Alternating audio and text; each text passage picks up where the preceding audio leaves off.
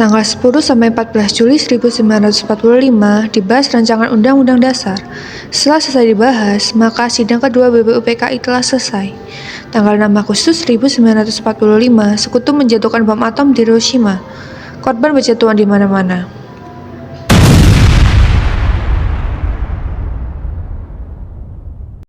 Tanggal 7 Agustus 1945, BPUPKI dibubarkan dan diganti dengan PPKI. Dengan alasan tugas BPUPKI telah selesai. Tanggal 9 Agustus 1945, Jepang kembali dijatuhkan bom atom oleh Sekutu, tepatnya di kota Nagasaki.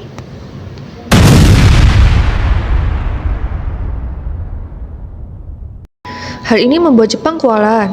Setelah peristiwa pengeboman, 3 tokoh Indonesia, yaitu Insinyur Soekarno, Dr. Des Muhammad Hatta, dan Dr. Rajiman Widjodiningrat dipanggil oleh Marsaka Terauchi di darat Vietnam. Di darat Vietnam, Jenderal Terauchi memberikan 3 keputusan, yaitu disetujuinya pembentukan PPKI, pengangkatan Insinyur Soekarno sebagai Ketua PPKI dan Dr. Des Muhammad Hatta sebagai Wakil PPKI, serta mendiskusikan keputusan Jepang.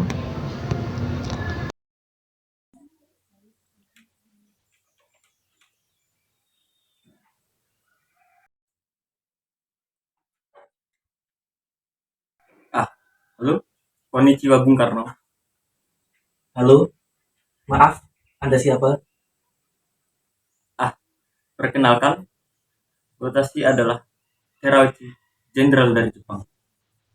Saya meminta izin untuk membahas kemerdekaan dengan Bung Karno, Rajiman, dan saya sendiri.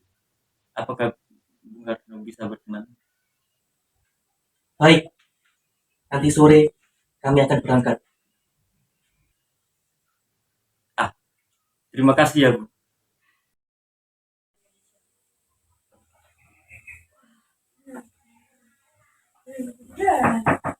Selamat pagi.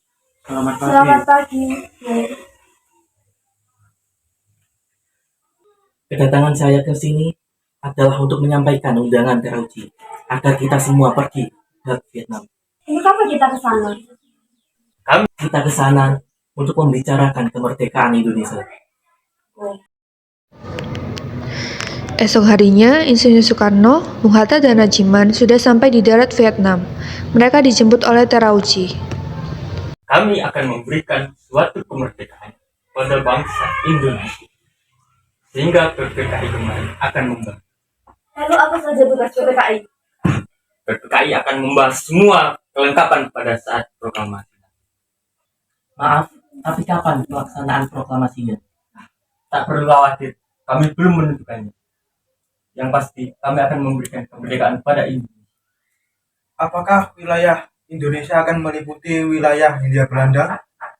Kemungkinan Indonesia akan meliputi wilayah tersebut.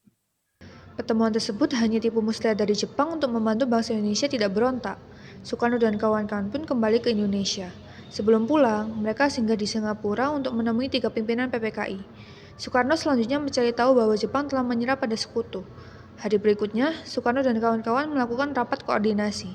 Bung Karno, Hatta, Rajiman kembali diundang ke Singapura menemui 3 pimpinan PPKI. Dalam perjalanan, mereka berbincang. Jika Jepang menyerah kepada Sekutu.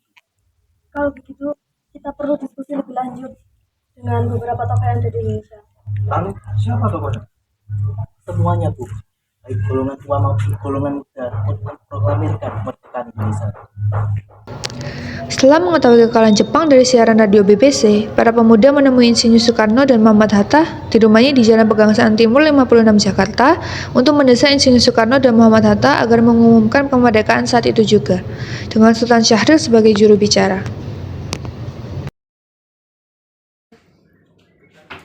Bung Karno, Jepang sudah kalah. Seharusnya kita cepat memproklamasikan kemerdekaan. Apa? Tapi kita tidak bisa langsung memproklamasikan kemerdekaan Indonesia. Kita harus membahas ini di sidang PPKI. Kita tidak mungkin membicarakannya dalam rapat PPKI, karena PPKI dibentuk oleh Jepang, dan kemerdekaan Indonesia haruslah berasal dari bangsa Indonesia dan bukan pemberian bangsa lain. Bukan begitu. Kita seharusnya bicarakan dalam rapat PPKI. Karena PPKI adalah badan yang mengurusi persiapan kemerdekaan Indonesia. Dengan demikian, usaha para pemuda dengan juru bicara Sultan Syahrir untuk memujuk Insinyur Soekarno agar segera memproklamasikan kemerdekaan mengalami kegagalan. Setelah mengalami kegagalan membujuk Bung Karno, maka para pemuda kembali mengadakan rapat dengan Khairul Saleh sebagai pemimpin. Setelah rapat usai, akhirnya diputuskan, para pemuda akan menculik Insinyur Soekarno dan kawan-kawan. Keesokan harinya, tepat dini hari tanggal 16 Agustus 1945, Dr. Muhammad Hatta, Insinyur Soekarno beserta Ibu Fatmawati dan Guntur Soekarno dibawa oleh pemuda ke Rengas Dengklok. Ada apa ini? Kenapa kami dibawa ke sini? Maksud kami, agar Bapak segera memproklamasikan kemerdekaan Indonesia. Saya sudah mengatakan bahwa kemerdekaan Indonesia haruslah dibicarakan dalam sidang PPKI terlebih dahulu. Bapak benar, karena persiapan kemerdekaan adalah tugas PPKI. Lagi pula, Bapak kan ketua PPKI. Bapak tidak mungkin mengambil keputusan tanpa memberikan anggota PPKI yang lain. Mari Pak, saya antar ke Rengas Dengklok. Ayo kita ke sana. Saya rasa di sana ada perdebatan yang menarik. Mari Pak, kita berangkat. Berita proklamasi menyebar dengan cepat ke seluruh penjuru Jakarta. Setelah itu, teks sampai ke tangan kepala bagian radio Domei, Wadaibi dan memerintahkan F-Mas atau Markonis untuk menyiarkannya. Pada tanggal 18 Agustus, PPKI melakukan sidang yang kedua dihadiri oleh Insinyur Soekarno, Muhammad Hatta, Rajiman dan para pemuda. Assalamualaikum warahmatullahi wabarakatuh. Waalaikumsalam warahmatullahi wabarakatuh. Sebelum rapat ini dimulai, saya bersama Bung Hatta ingin menambahkan 9 anggota PPKI baru.